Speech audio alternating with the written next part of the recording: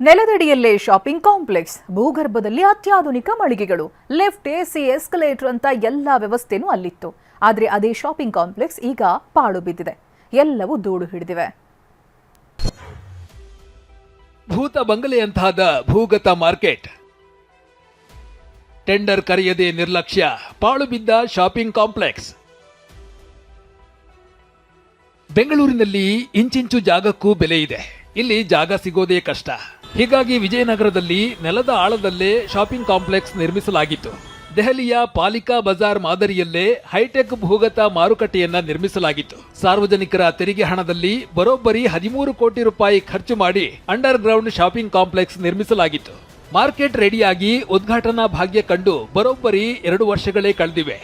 ಆದ್ರೆ ಕಮಿಷನ್ ದಂಧೆಯೋ ಅಥವಾ ಅಧಿಕಾರಿಗಳ ಜಡ್ಡುಗಟ್ಟಿದ ಜಿಡ್ಡುತನವೋ ಗೊತ್ತಿಲ್ಲ.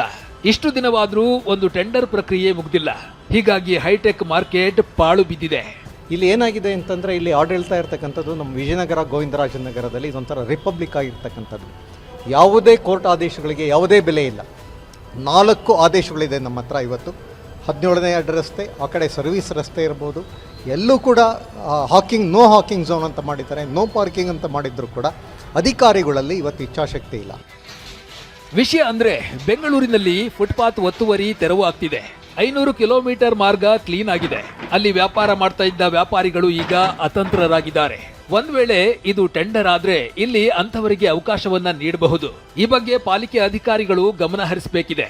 ಇಲ್ಲಿ 80ಕ್ಕೂ ಹೆಚ್ಚು ಸುಸಜ್ಜಿತ ಮಳಿಗೆಗಳಿದ್ದು ಅಧಿಕಾರಿಗಳ ಬೇಜವಾಬ್ದಾರಿಯಿಂದಾಗಿ ಈಗ ಪಾಳು ಬಿದ್ದಿವೆ. ಮಾರುಕಟ್ಟೆ ಒಳಗಿರುವ ಲಿಫ್ಟ್, ಎಸ್ಕಲೇಟರ್ಗಳು ಉದ್ಘಾಟನೆಯಾದ ದಿನದಿಂದ ಬಂದ್ ಆಗಿವೆ. ಅರುಣ್ ಕುಮಾರ್, ಟಿವಿ9 ಬೆಂಗಳೂರು.